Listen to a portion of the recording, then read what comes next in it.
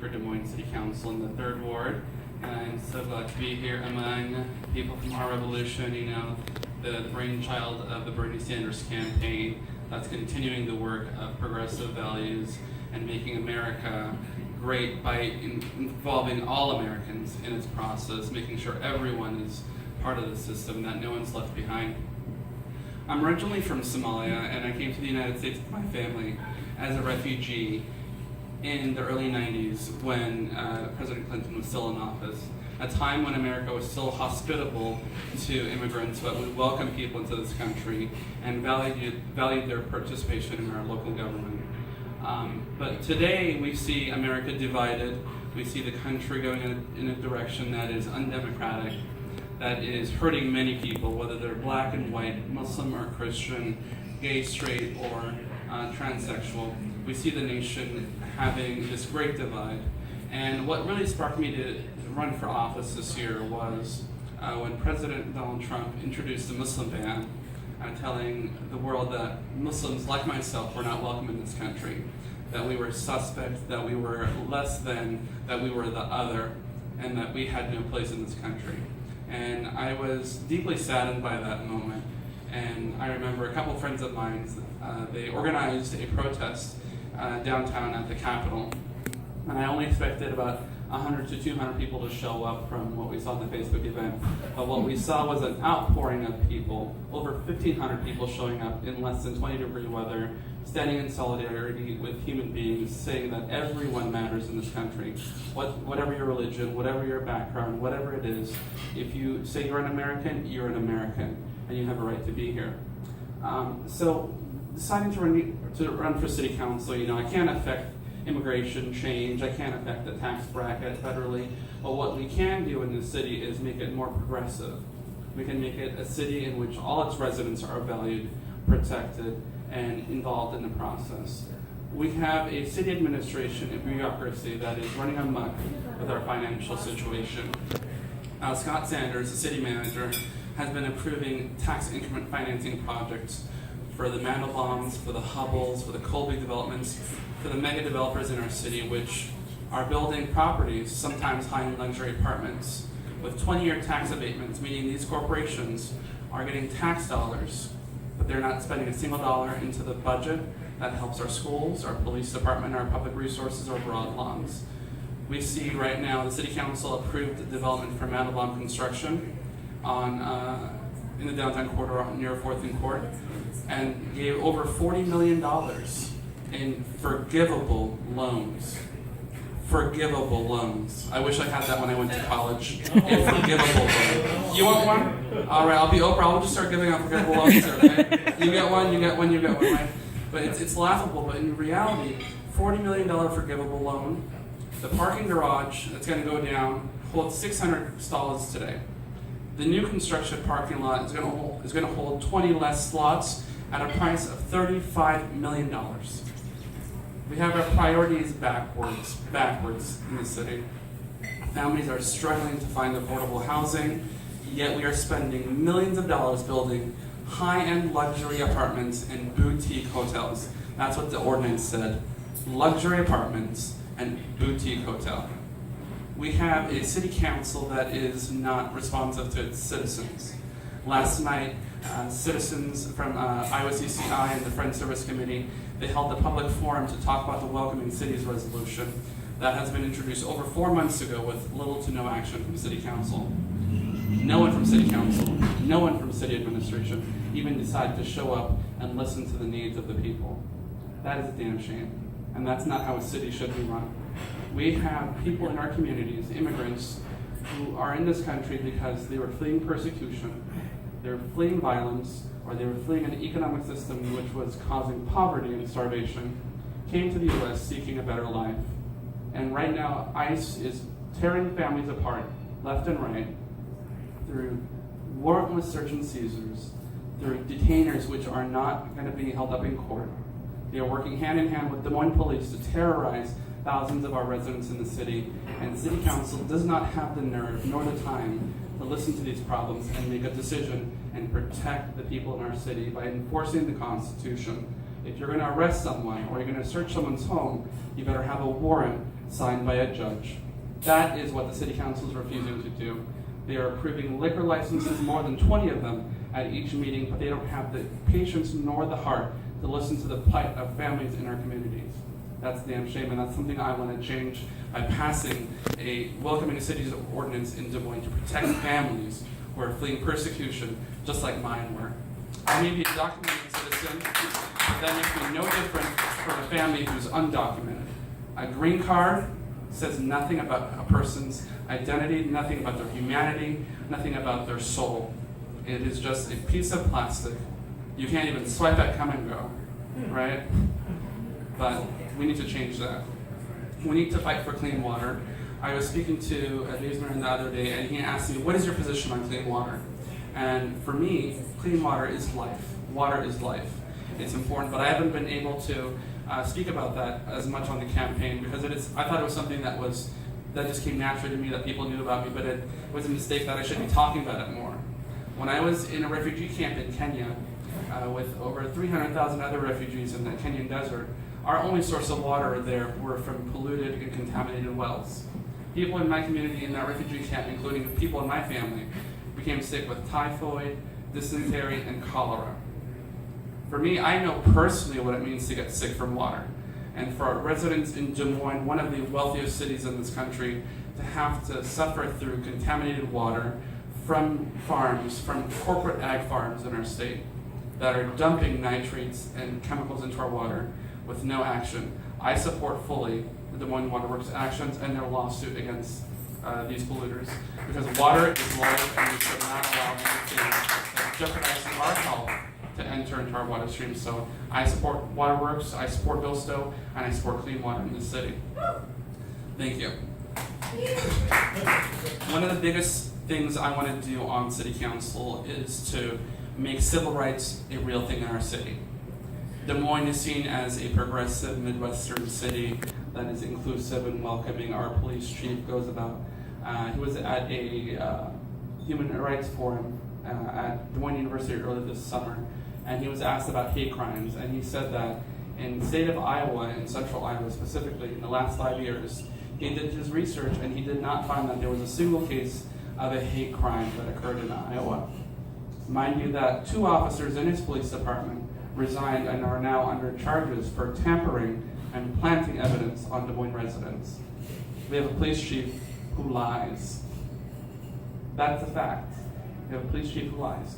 We have another officer in our Des Moines Police Department, Cody Grimes. Many of you might be familiar with him. He responded to a call at the KCCI building downtown and shot at one of the reporters, mistaking them for a criminal. He was given a written reprimand, sent back into the field, responded to a situation at a wedding, and ended up assaulting and physically harming the groom in that wedding. And that groom sued the city for $75,000, and the city clearly paid, sent back into the street. He was dating a woman named by the name of Alex Rothsard at the time, and one evening he assaulted her, beat her, and threw her down the stairs. And he was suspended from his job and put on trial, and he was found guilty later. He pleaded out, but returned to work.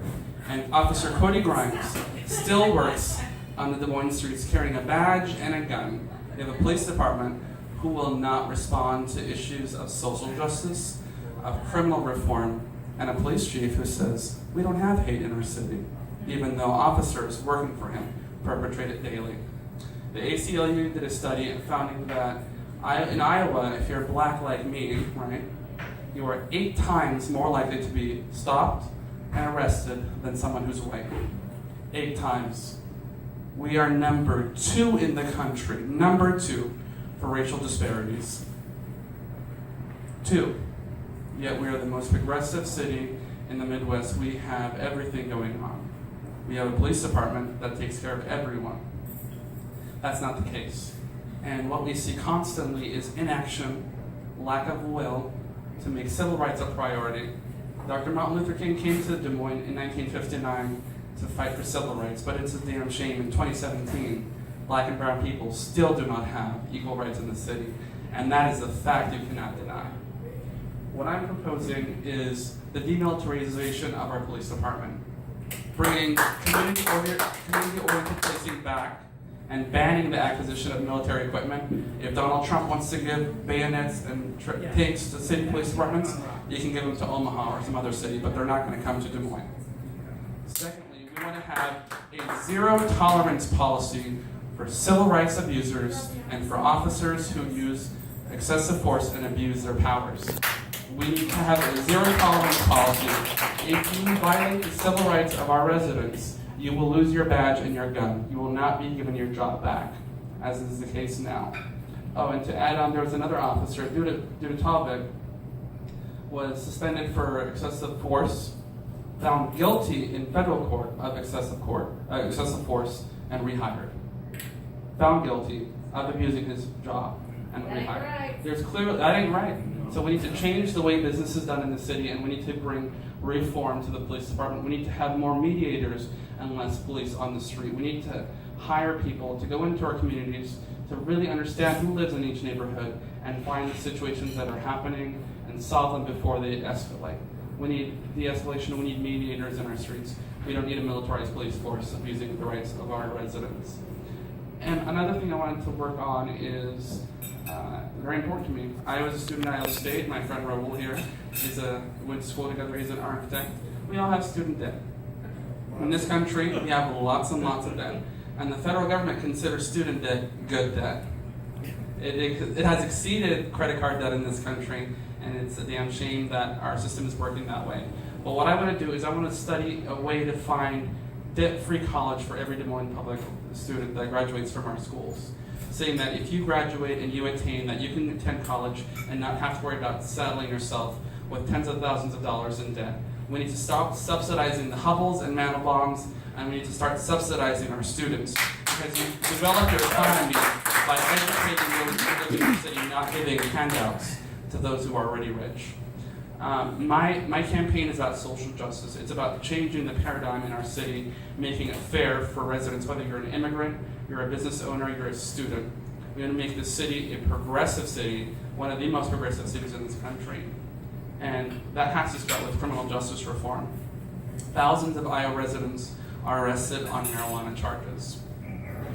Thousands of people are arrested on marijuana charges, and their lives are ruined. It's very difficult for them to get jobs afterwards. What I want to see happen is the city of Des Moines decriminalize marijuana.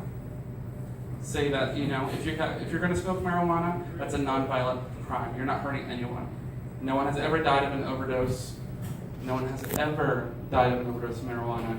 And we need to change our policies on policing to focus on real crimes and stop arresting those who are using marijuana. So we need to decriminalize marijuana in the city.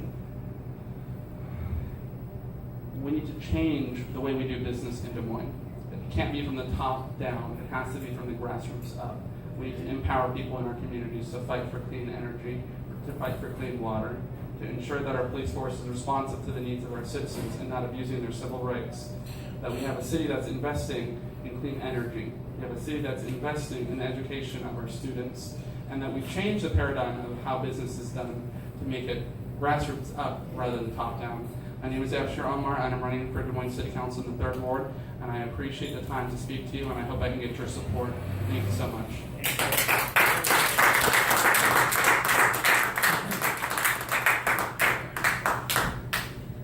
Q&A? Yeah. All right. Michael, it's your floor. Thank you, Asher. I think it's just, it sounds like we're all on board with every single thing that you said here in terms of what your issues are. What I want to have is I'm going to throw you a little ball from left field here and say something that's been sort of is kind of dear to my heart, but it's not an issue. It's not something that would be a popular issue right now, but it is of interest to me for Des Moines to be exploring is the idea of a public bank. In terms of financing infrastructure, financing various aspects of city government, it makes a lot of sense to me. And it's something that I would just encourage you to look into this and see. It's cities like Des Moines. and others around the country that are going to be leading the way on progressive movements. It's not going to be the states, and it certainly is not going to be the federal government. It's the cities are going to be taking the real leadership role, and they are in many places around the country. And a public bank seems to me to be one of many ways to do this. So I would just encourage you to look into that and not necessarily make that an issue in this campaign, but it's something that is, I think, makes a lot of sense. So, Yeah. Yeah, cool. North Dakota has a state level version of that. right. So I think you were there at the DSA meeting Monday. Yeah. No. Were you? You weren't? Okay, so I'm not covering over news here. Rehashing old stuff. We all know that they're handing out a lot of tax breaks to these developers. What do you think is the solution, or how do we work towards affordable housing in Des Moines? Because I see it every single day with my clients. Mm-hmm. Personally, it's been a struggle. I don't own a home, and living, I mean, on my income, I mean, I can't afford the $1,100 units that we're seeing downtown. Where do we start? Dealing with tax increment financing, first of all, it's a state level issue. We have a legislator who has allowed cities and counties to give out TIF financing, not to blighted areas for development, but to the ultra-rich areas of downtown. First of all, we need to have a state level discussion on TIF, and Kathy's here, and she can help spearhead that issue there. But also, a really big important issue is the lowest income in our community. Aaron Calvin did an article a couple of months ago in which he stated that Des Moines has worse affordable housing than Brooklyn, New York. We have worse affordable housing here than Brooklyn. We have less than 14 available units for low-income families for every 100 families that are looking. That is a disparity which is not well for our city. It's a badge of shame for us, really. So it starts by looking at our low-income vouchers, people on Section 8. We need to have a city ordinance saying that if you are a property developer in our city or you own an apartment building, if you have a license, you must accept a Section 8 voucher. Money is money, and low-income families deserve a place to live so by enforcing those rules. The state legislature tried to bring in those rules, but we need to fight against that and enforce those rules. Secondly, we need to say, we'll provide TIF financing. If it's something that's for the public good, we'll help develop those properties, but they have to be affordable housing, not more boutique hotels or luxury apartments. Using TIF financing to help projects for low-income families, that's what we need to do. So provide opportunities for families on Section 8 to actually rent apartments in our city, and also using TIF financing to build affordable housing. As Bernie Kratz and socialists this year, we're very interested in worker ownership of businesses. Is there anything you could do on the city council that you envision that would promote more worker-owned enterprises? Labor rights is very important for me.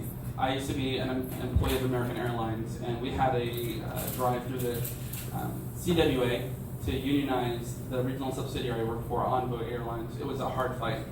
I was flying from state to state talking with workers, but people who worked in my department in the airline, saying that, together we're stronger. We need to have a union to fight for safe working conditions. We need to fight for fair wages. We need to fight for time off. We need to fight for vacations. And what we did is we organized together. We came together across the country and we fought for a union, and we had our vote and we won. What City Council needs to do is whatever it can to help local employees who want to unionize. And we also, as a city, need to stand up and rally against the union busting laws that was passed this year. We need to support candidates running for state house and senate and the governorship to make labor rights important. Because as a member of the CWA, I was protected. I had rights. And employees in our city, whether they work in nursing homes, whether they work for the hospital, whether they work for the Des Moines Public Schools, whether they're janitors, whatever they may be, factory workers, they have a right to organize, and the city council needs to do whatever it can to promote that. We need to be vocal about fighting for the rights of people to be in unions, and also do business with unions. That's what we need to do. So if the city council can have a way of putting a model for requests for proposals, giving companies that are unionized a leg up, that's a plus. We need to find whatever way we can to support unions, and that's on the local level and the state level. time for one more question. Holly, all right. So, I've noticed when looking at different boards and commissions, when you look at city, county, state, it seems like the city has a fair amount of boards and commissions that require you to have a certain level of expertise to participate in them. And in the state of Iowa, we're supposed to have gender balance on boards and commissions. But with some of these specializations, there's not very many women that are, say, gonna be, you know, an electrical engineer. So what would you propose to do for those boards and commissions to be able to have a little more gender balance? Being, you know, a city, we need to be inclusive of everyone, especially gender balance. We need to promote women to government positions right now. If you look at our state legislature, it is majority men. If you look at our city council right now, with Hensley dropping out, you know, there's only going to be one woman on the city council, Linda Westergaard. The female perspective is very important. Feminism is an important part of democracy because when all Americans are taking part in our democracy, whether it's the odor control board, whether it's the library board, it's important. So finding ways to make positions available for women, that's great. So if we need to look at the rules, we need to talk to state legal and see how we can implement rules that will encourage more women to take part in our local governments, not just take part, but be leaders in our local boards and commissions. All right, thank you. I think that was the last question. It is my pleasure to be here, and I'm excited to hear about Kathy Gleason, the best candidate for governor, the most progressive leader in our state of governor right now. Kathy? Yeah, Kate's gonna tell her. Okay. You're tall. Yeah, he's a tall Bring it boy. down. So I really just wanted to say a couple of things. I was a staffer for the Bernie Sanders campaign in Eastern Iowa and then helped organize all the conventions. And I just wanted to share a couple of things because I think, cheesy as it might sound, like, hello, that idea that the greatest thing that Bernie did was bring us all together, I think is really true. And, well, thank you.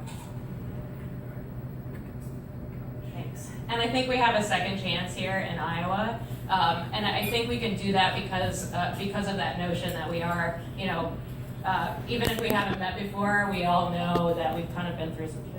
So, an example is like, I went to a secondhand store in Iowa City, and the woman who was ringing us up, me and my wife, she had a Bernie button on, and I was like, that just makes me smile so much. You know, like when you see a bumper sticker, you're like, yeah, totally, still. But her name's Megan, and I was like, Megan, check this out. And I had a V-neck sweater and a t-shirt on, and I had my Bernie shirt underneath. And I showed it to her, and her face lit up, and she went, friend, and like high-fived me. And I think that's the kind of thing that's gonna make this work. We have the wind at our backs for the most part right now. And if we realize, you know, we almost got there with a presidential campaign. If we all band together and like get feet on the street and spread the word through social media, I mean, we saw how that worked for Bernie too. But if we get boots on the ground and people making phone calls and really just go after it, like we can do this here in Iowa with a candidate that is very similar to what brought us all here together and got us all involved, at least for me anyway. So I am so very honored and proud to work with and for Kathy Gleason, our next governor of Iowa. So come on up.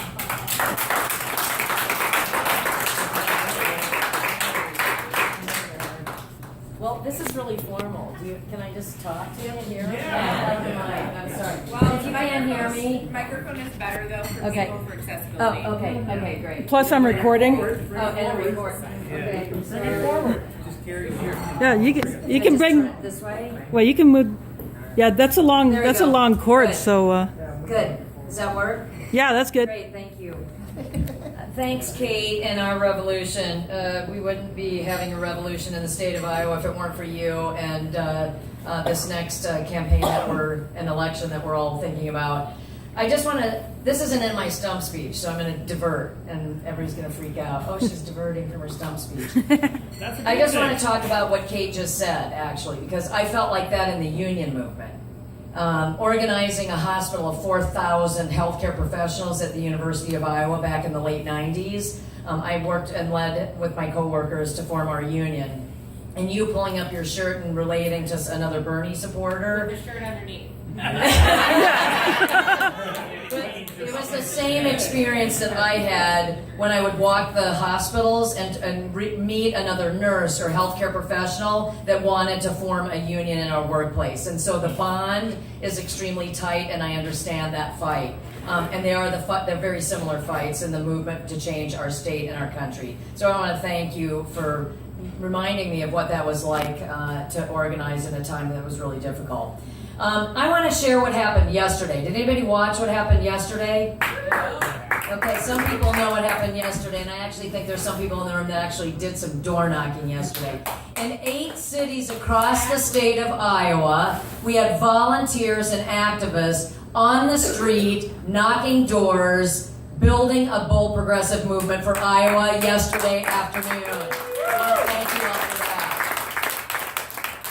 Because it really makes a difference. And I will tell you that yesterday I announced that I'm all in as a candidate for the governor's race in Iowa. It's formal, and we are actually on the ground, and we are up and running. And yesterday was an amazing launch and a kickoff to a bold progressive movement. You know, my name is will be on the ballot, but this is not about me at all. It's about each of you sitting in this room.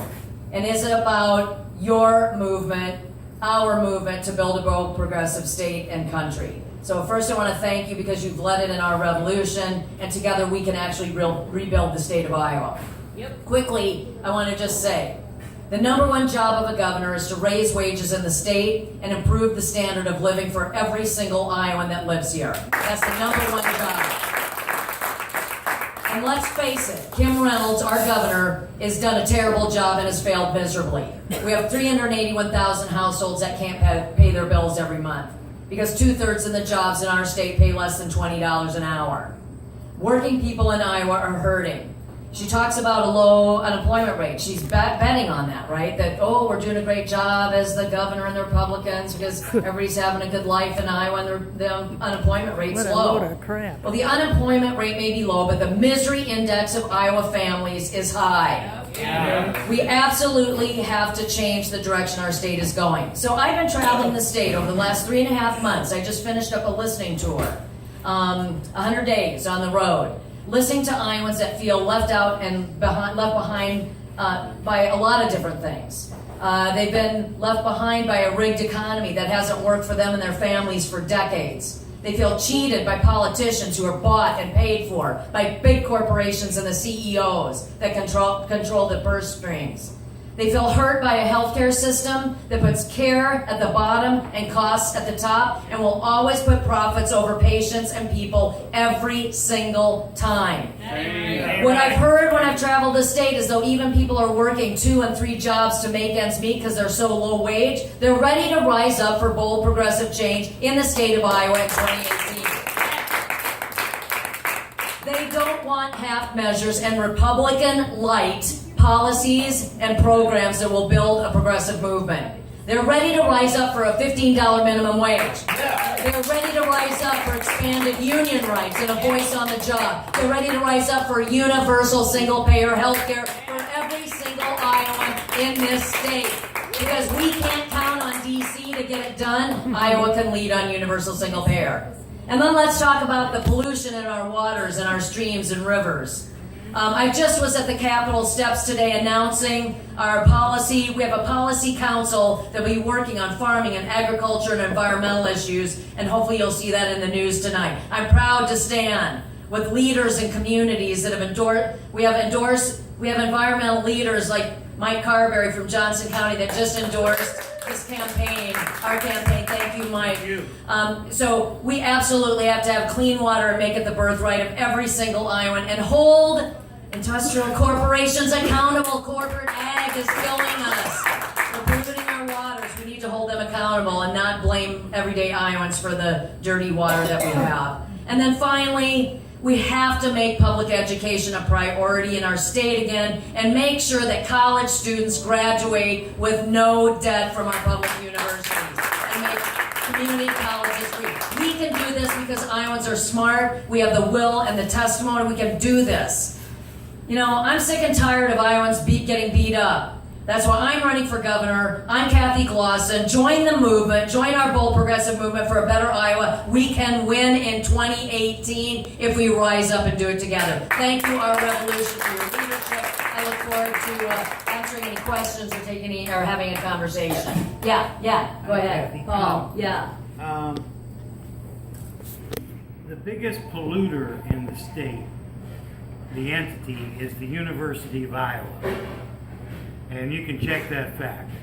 What can we do, since it's a state-owned institution, what can we do to mitigate that in some fashion?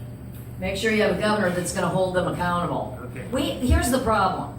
We never go to the source of the problem and deal with it. We always want to try to create solutions that bite around the edges and actually cost taxpayers more money and never really fix the solution and create more problems. And so, you know, I've been challenged on the sales tax to clean up water. It's regressive. I don't believe that we should tax everyday Iowans for something that corporate polluters have done. Absolutely. And so that's the wrong way to do it. We absolutely have to go to the source of the problems, and the University of Iowa would be no different. We need to hold them accountable, and we need to invest in making sure we find out where the pollution is coming from, what the damage is, and then actually hold them accountable to repair that and do it. It's not going to happen overnight, but we absolutely have to hold them accountable. Part two is the biggest source of pollution in Iowa is diesel fuel. And I don't know if that's from 80 and all the tractors, but it accumulates to be the biggest source of pollution in the state. Is there anything that you could do about that to mitigate that? Well, cities and towns are looking at point source and non-point source pollution, right? There's different kinds of what dirties our waterways, and some of it comes from cities and roads, the pollute, like the diesel and the spills on the roads, and people putting stuff on their yards, right? That goes into our waterways. I think the biggest problem is really corporate agriculture here. We need to focus, we have problems, right? But we need to prioritize what we're going to deal with first. When you look at the dead zone in the Gulf, the size of New Jersey and growing, we are not doing nutrient reduction strategies. They say they're working. Well, it doesn't work when the Gulf is dying even more than it was before. So I still believe we need to hold corporate agriculture accountable and work and build strong family farms. We have to have a moratorium on the growth of factory farms. I totally support a moratorium on the growth of factory farms until we have fewer than 100 waterways polluted. Simple answer on that. Yes, yeah, hi. Hi, I have a question about your style as governor. My question involves accessibility. Now, what are you going to do for the people who voted for you, but also for the people who didn't vote for you, to give them accessibility and have your ear? Well, I think today was an example, and you'll hopefully see it in some of the media, but if you don't, today was standing with leaders in environmental and clean energy and the farming industry, the big ag, and we had small family farmers, we had energy leaders in the clean energy, leading that way in the state for solar and wind energy, standing with me on the steps of the outside the Capitol, talking about how they will be an advisory council, helping develop policies. So it's grassroots up, not grass tops down. I will be a governor that actually wants that. But that's the problem. We don't have that. We have governors that are just talking to corporations and legislators that only care about getting money from their big corporate donors and getting reelected instead of actually addressing the problems of everyday Iowans. So I'm the type of governor that will co-govern with leaders, grassroots leaders, activists in their communities that actually want to see a better Iowa, and I welcome that. I am not afraid of that, which obviously this governor and legislature are. They're afraid of the people. They're afraid of what we can do, so they block us, right? Yeah. Yes, yeah. So I'm super thrilled that you want to be like a lead. You want to bring universal health care and have us really lead the way on that. What's the plan? What does that look like? Because with managed care and the healthcare crisis, it's already happening here. I'm a social worker with clients every day. Yeah. Who are terrified that Blue Cross Blue Shield, for example, is pulling out of the market. They're a little SOL, and you have who's it, Medica, that's raising premiums like 50% just to stick around. Yeah. I'm just curious what that looks like. Well, the first thing would be, as governor, you need to support the Affordable Care Act and enhance it, right? Because that's the immediate problem, is that the folks that are in DC actually don't want the Affordable Care Act to succeed, and that's why all these the insurance and MCOs and all the providers in Iowa are pulling out because of the uncertainty in the market because of what's not happening in DC. They're worried that they're gonna pull out totally of the Affordable Care Act, which will put a tailspin in our healthcare industry. And so that's the uncertainty in the market that's causing the problems that we're having now, and it's driven by Republicans in DC. So that, we just have to understand that. But as Iowans, we can actually transition, I believe, into a universal healthcare. We can't count on DC to do it, so Iowa's a small enough state to cover our 3 million folks with affordable, universal single-payer healthcare. And we do that by transitioning, by saying, hey, guess what? Employers put money into healthcare, right? Most of our healthcare is provided through employer-based healthcare. And so employers can put into the plan, we actually draw down Medicaid dollars already. We put Medicaid dollars into the pot. We ask for a waiver on Medicare, right? And try to draw down those dollars. And then we actually pooled, and then, raise wages so your tax base is bigger, so the money coming into the state is more to help fund that. As well as, and then you have less people on government plans, government assistance, because they don't need it because they're making enough money, so there's extra money to spend on healthcare. So the money is there, it's just a question of the will of the people. And I think Iowans are ready for it. I think the American public is burnt out on the debate around whether healthcare is a right or a privilege. So, and as a nurse in the union, I've been fighting for it for over 20 years. I'm sick and tired of waiting for health care that people deserve.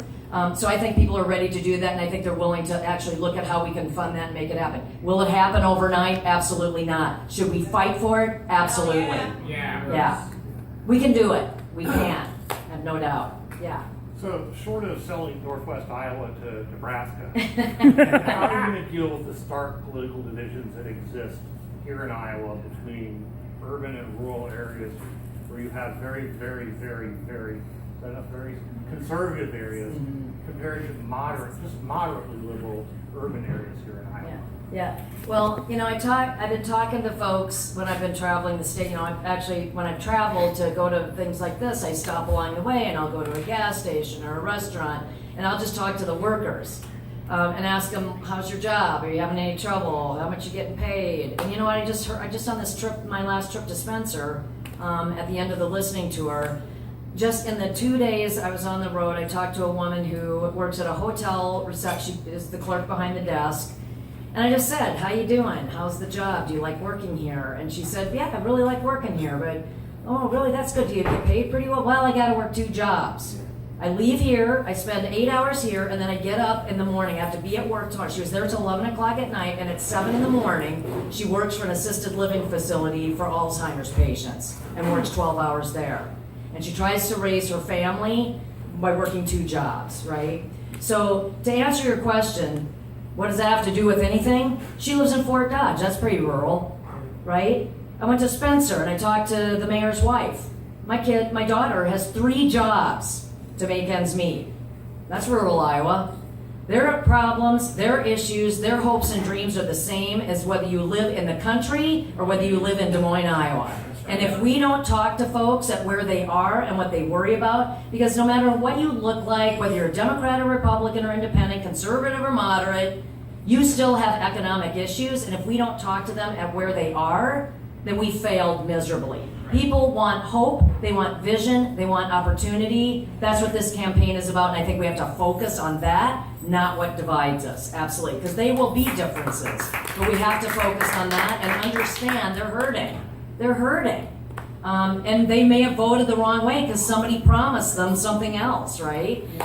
So we have to give them that opportunity to re-engage in the political process again and have hope that we will do a better thing, that they'll have a better life.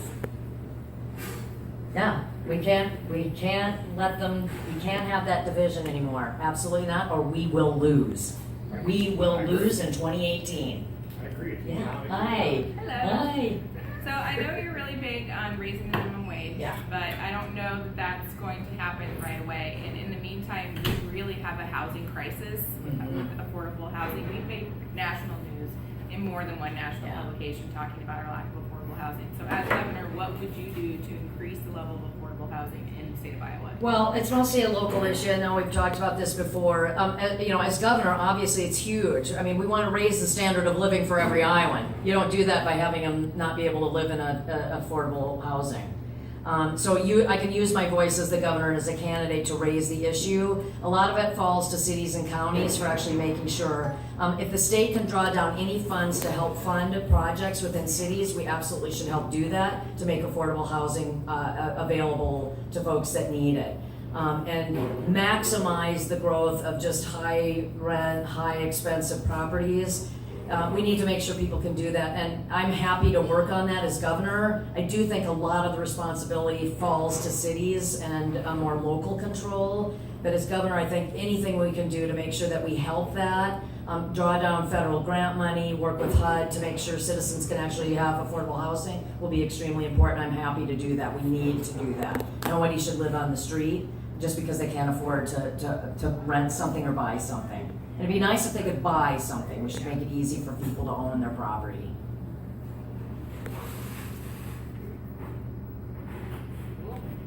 You ready to rise up? Yeah. Ready to get going? Yeah. Let's get out. Let's organize. Let's fight. Let's take back Iowa for a bold progressive movement for all of us. Thank you so much for having me. Join our movement. You can talk to Kate. And by the way, I want to thank Kate, and we have an amazing campaign team if you haven't noticed. And we wouldn't get to where we are without the amazing leadership of our campaign team. It is a movement. It is about all of us. And so I just want to thank Kate and our leadership team to get us down the road this far, because we are gaining momentum every single day, and we'd love to have our revolution support. Introduce them to us. Yeah. We've introduced them to us. Kate Reveau, right there, stand up, Kate. Oh, hi. Brian is busy. I don't know, Brian back there, Brian Shepard, Brian, Carrie back there, Carrie, Michael, like all organizers, all extraordinary leaders in the movement to build a progressive Iowa country. Michael's here in Des Moines. Yeah. You guys should all talk to him. Yeah, talk to Michael if you haven't. Will visit with you, work with you, whatever you want to make happen, because we can't do this without you. So thank you. Do you have a website that people can go Yes, to? KathyGlosson.com. With a C, Kathy with a C, Glosson, GLASSON.com. And we also have a Facebook page, Kathy Glosson for Governor, and a Twitter account, @Kathy Glosson. Cool, thanks. Check it out, it's fun. And we're very good on social media, it's fun. We're having fun with it. Thank you all so much. Have fun. Have a good night.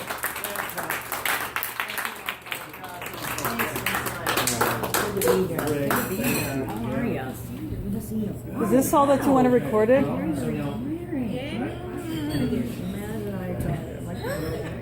Well, you can do that. Well, thank you. Is this all that you want to record, or do you want me to keep going? Okay. Thank you very much.